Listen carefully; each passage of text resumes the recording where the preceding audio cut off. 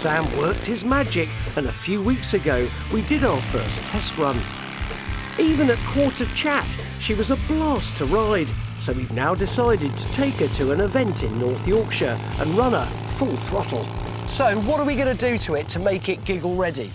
Check all the nuts and bolts, all the important things like the wheel spindles, Yeah, that'd be nice. the controls, also a sort of thought towards scrutineering. Got a new front tyre and a new tube to go in the back one. All right, man, so look, basically what we're going to do is we're going to fettle her up, get her ready, or Sam is. I'm going to probably drink tea, as always, and then go up to Elvington and give her a blap. My first task is to drop the oil from the engine, and then Sam is going to try some new clutch plates to give her a bit more traction next time round. The main restoration we've done already. Why was, you know, the Triumph lump so desirable for drag racing? This engine's all alloy, so it's really light, so it's really good power to weight ratio. The interesting thing is that the methanol gives you so much more power than any amount of tuning you could do on petrol alone. The Quartermaster's the first bike that I've owned that runs on methanol, the motorcycling equivalent of swapping triple distilled vodka for your usual half a shandy.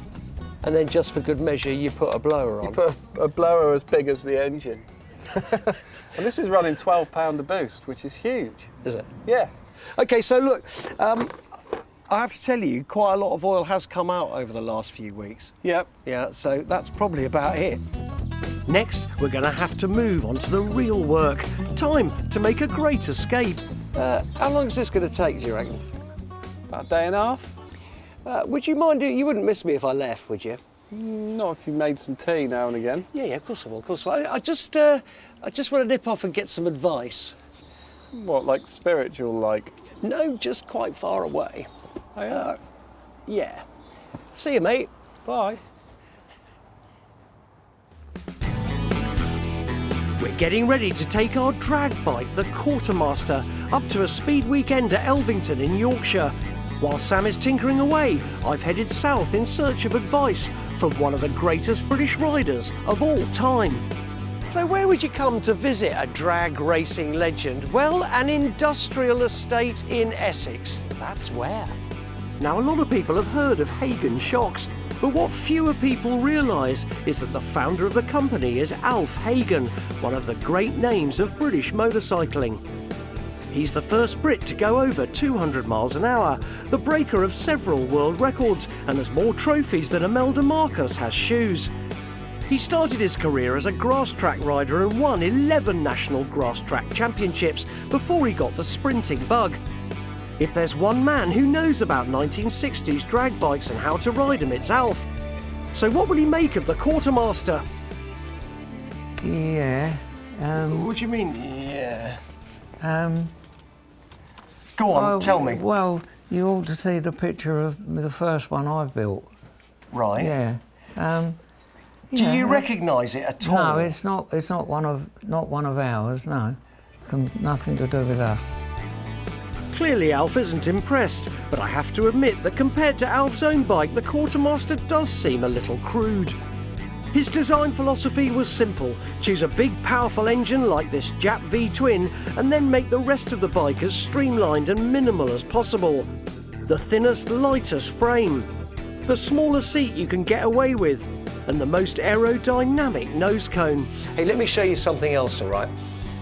Nowadays, telemetry, laptops, at about 30 people. In Alf's day,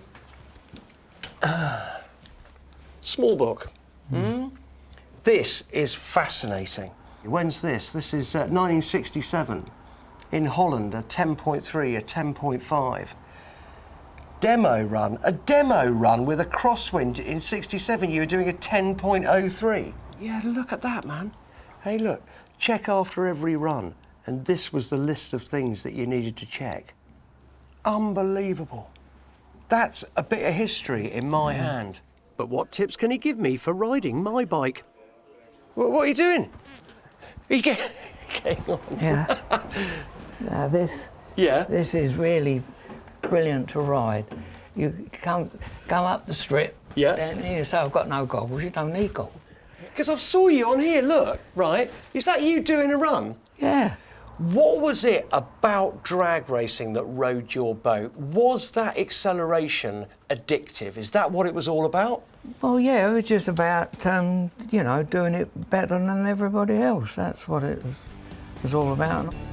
In his heyday, Alf really was the man to beat, a class act and a fearless competitor. What's your final bit of advice to me? Get your head down? Final advice, well, apart from don't do it, but you want to do it. No, it's just treat it as though you're going shopping. Shut your eyes, full throttle, dump the clutch. Simple as that. When do I open my eyes? Oh, well, when, you know, well, as soon as you got going, yeah. Not at the end? Not at the end, no. But yeah. OK, mate, I've got it. OK, full throttle, close your eyes, dump the clutch. No, close your eyes first.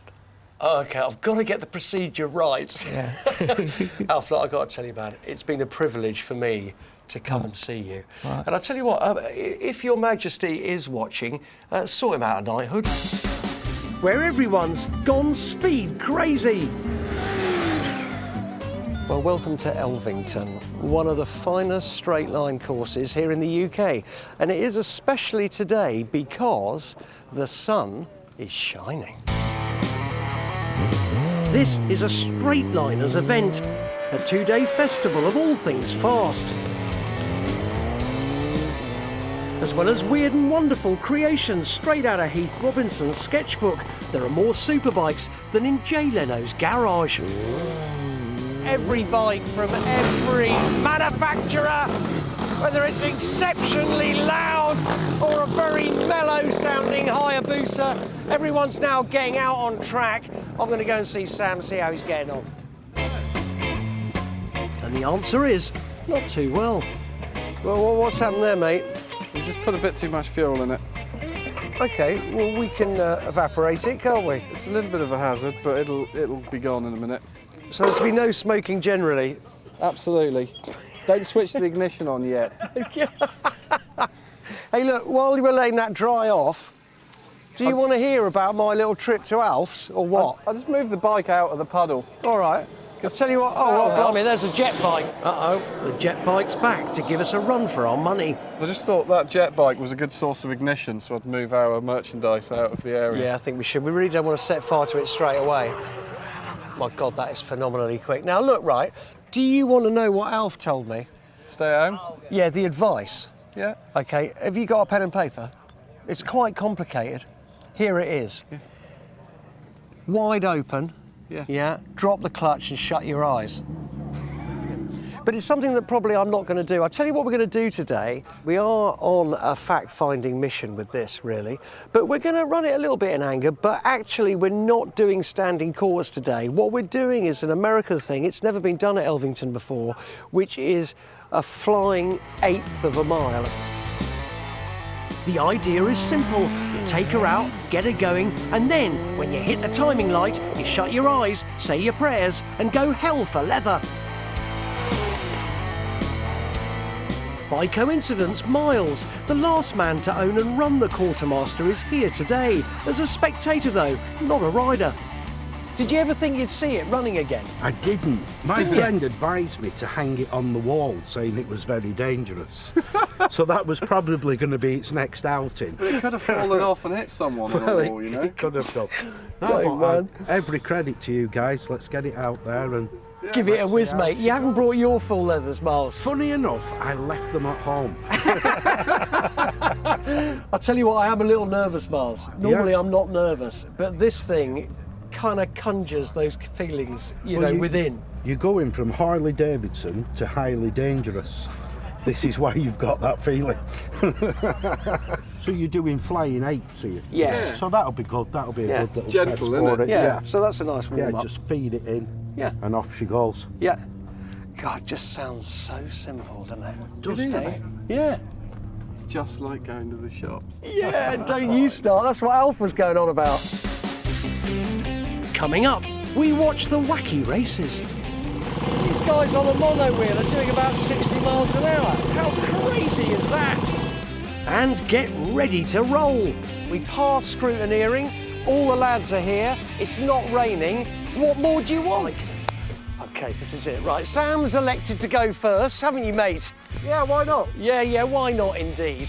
OK, so we'll get her over to the starter and we'll give her a run. We passed scrutineering, all the lads are here, it's not raining. What more do you want? The name of the game today is to do the fastest possible eighth of a mile. You get a 1 mile run up past the timing camera and then kaboom! This'll be the second run out for the quartermaster since we restored her, so we're all a little bit nervous. The competition is pretty stiff. In the pink, Becky Ellis, the fastest woman on 2 wheels. In black, Zeph Eisenberg on his Mad Max jet-powered bike, which can get up to 231 miles an hour. And then finally, it's our turn.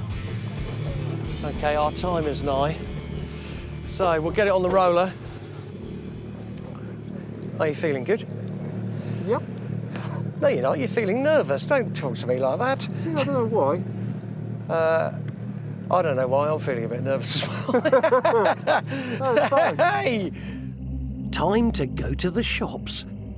Part of me is jealous of Sam, of course, for going first. Part of me is thanking God that I'm going second. And part of me is wishing that he would leave before my eardrums explode. And then he's off.